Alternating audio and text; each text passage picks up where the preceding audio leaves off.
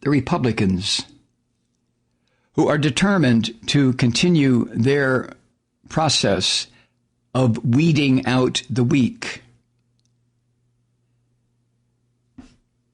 Whether the weak are old people, people of color, people who live week to week with their paychecks, the Republicans have determined, well, all of those people vote Democratic, which is bullshit. No, they don't. But in order to thin the herd, the Republicans have decided to allow the virus to do the dirty work. And in case you haven't noticed, the COVID-19 virus is still very much with us. I'm sure you have noticed. Krugman, in today's New York Times, points out that around 1,000 Americans are dying from COVID-19 every day. Do you hear me? 1,000 every day. That's about 10 times the rate of death in the European Union. And yet the orange ape continues to crow like a drunk rooster that, oh, everything's under control. Numbers are going down. No, they're not, you sorry son of a bitch. So thanks to our failure, or his failure, to lead us, the ape's failure, to provide any kind of leadership in controlling the pandemic, we are still suffering, as Krugman points out, from Great Depression levels of unemployment. And it doesn't look like it's going to change, does it? That brief recovery that was driven by premature attempts to resume business as usual appears to have petered out, obviously, because states are starting to realize the horror of what their governors did. And the governors only did it because they were sucking up to the orange ape. Oh, yeah, let's go ahead and open everything up. The ape says that we have to, and I don't want to be, I don't want to be primaried. I don't want to have anybody running against me, even for governor, because if the orange ape supports him, there are enough crazy son of a bitches here in my state who will vote for whoever the orange ape tells them to. God, this is sick. Coogan writes, yet enhanced unemployment benefits, that's a $600 a week supplement, which is a crucial lifeline for tens of millions of Americans. We know that. But those benefits have expired. And negotiations over how or even whether to restore that aid is stalled. And the problem, it's not stalled in the sense of, oh, gee, we don't know how to reach an agreement. It's stalled because the Republicans don't give a goddamn about the people in this country. Listen, they want death. Republicans, listen to some of them. Listen to what they're saying. Don't take my podcasty word for it. Listen to what some of these Republicans and their Christian leadership is saying. Listen to them. They want death. Krugman points out that you sometimes see headlines describing this crisis as a result of, quote, congressional dysfunction, end quote. And as usual, those kinds of headlines, I care where you see them, in newspapers or online magazines or television, they reveal a severe case of what's come to be known as both sides-ism.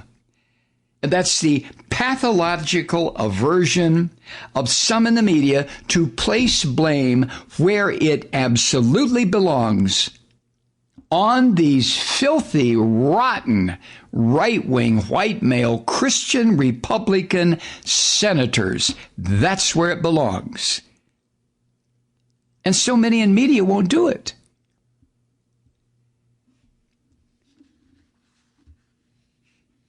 House Democrats passed a bill 2 months ago specifically designed to deal with this mess. I guess it's been longer than that now. What, about 10 weeks? And the Orange Ape and Senate Republicans had plenty of time to propose a different idea, something else. Okay, let's bargain, let's negotiate. But they didn't. Instead, they didn't even focus on the issue until a few days last week before the Friday deadline and the benefit ended, the unemployment comp benefit. And even now, today, Tuesday, this minute, they're refusing, the Republicans, to offer anything that might significantly alleviate the panic and the disaster and the financial upheaval that so many Americans are going through right now, right this minute. What do you call this? It's an astonishing failure of governance. Right up there with the way the Orange Ape has booted his responsibility where it concerns the pandemic itself. But Krugman wants to know, what explains this? Well, I have my ideas, but Krugman writes, I'm of two minds. Was it ignorant malevolence or malevolent ignorance?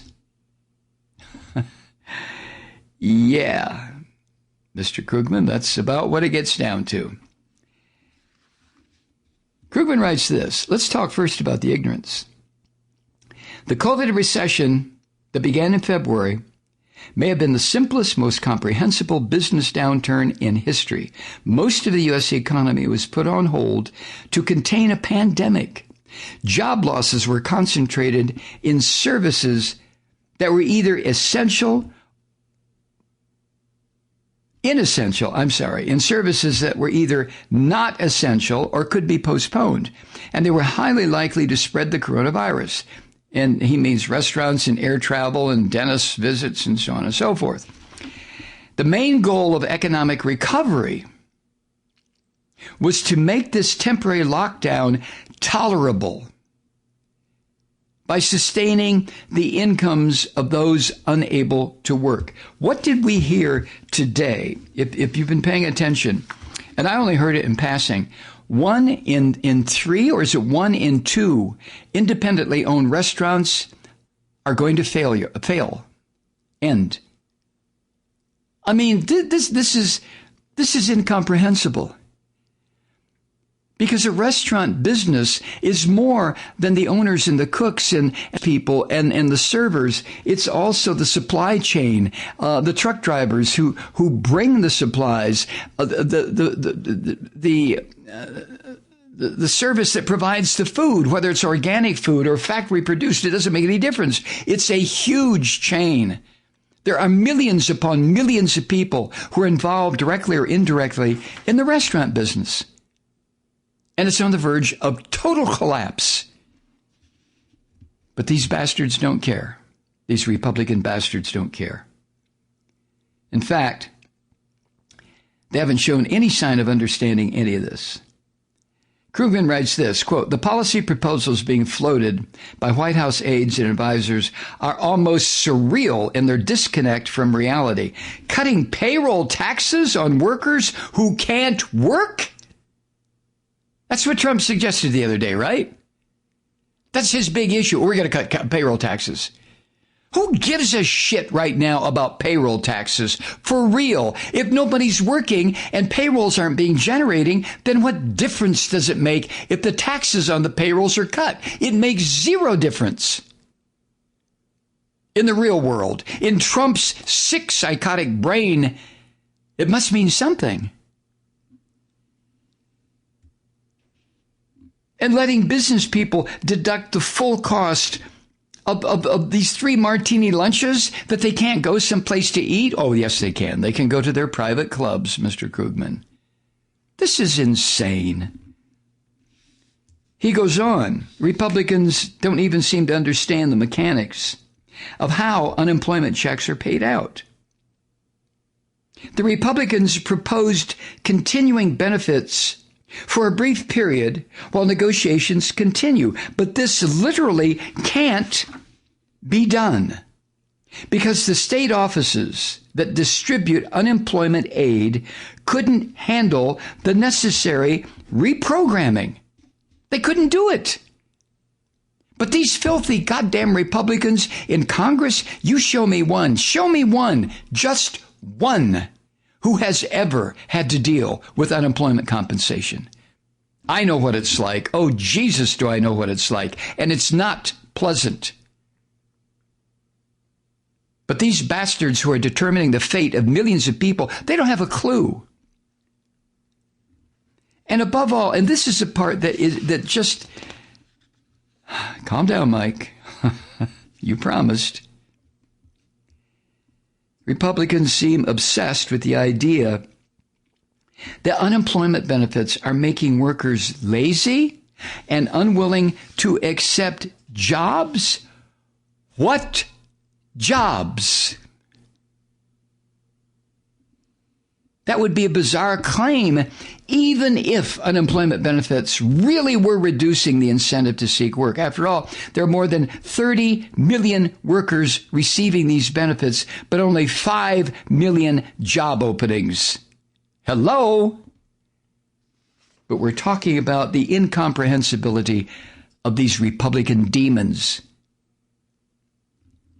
No matter how much you want to beat and kick and stomp the unemployed, they can't take jobs that don't exist.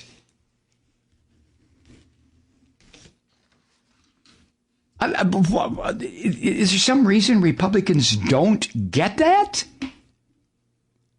Oh, my God. I get so angry, don't you? And Krugman writes, it's almost a secondary concern to note that there's almost no evidence that unemployment benefits are, in fact, discouraging workers from taking jobs.